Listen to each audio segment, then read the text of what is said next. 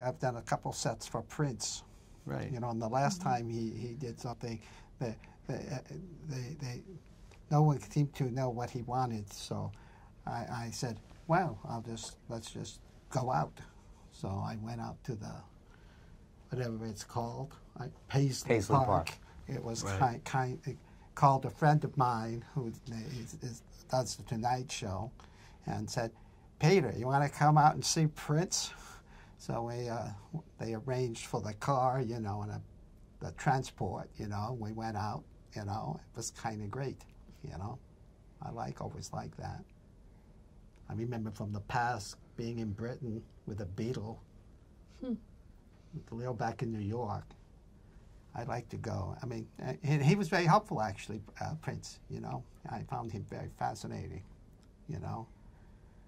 So, you know, that's always good. I've met a lot of people like that on this show that has come into my...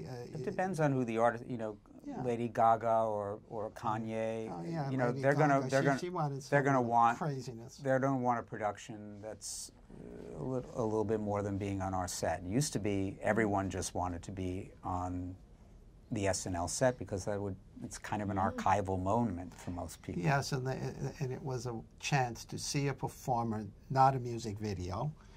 Right. To actually see a performer really performing without all kinds of extra nonsense going on.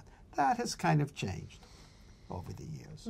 You know, there was that moment when they wanted their own look, whether their look was good or not. Sometimes it was good, sometimes it's not so good.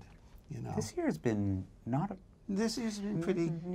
Yeah, yeah, and they do encourage the music department and the booking department, encourage them to, if they want to bring someone with them, and sometimes it's no more than decoration. So sometimes we do our best to accommodate it, but right, sometimes they just bring in dressing or decorative stuff, or but they sometimes come along with a small team, and we try to work with them, or if it's that elaborate, right? And sometimes they have dressers or some people that they work regularly with the artists. We take the stance that if they want to pay for it and it doesn't make a mess of other things on the show, we're happy to accommodate, you know, that's all. It's funny because it is another element if they want to change between two songs, their look on that set. But music rehearses on Thursdays, early, the first thing up, 1 o'clock?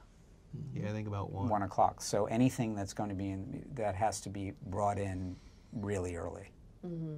Sometimes things are set on Wednesday night, platforming, things like that. Yeah. Because they're going to start loading in instruments on Thursday. But that same crew moving all the scenery often takes on the burden of another responsibility to move sometimes pianos and, you know, keyboards and stuff. And we do the best we can, but that is another factor to add in, you know, that usually that music transition is, I shouldn't say usually, but occasionally it's simple because they just perform and then they come back and perform again. But when they have a look or a style that they want to present, then it adds another component to the show, you know, and in that craziness of moving all the sketch scenery around, that has to be done as well. So. Like this sounds like a ballet, a very orchestrated. It is a ballet. Not orchestrated, but it's kind of like a spontaneous ballet. Is that what you want? Martha Graham. Yeah, right.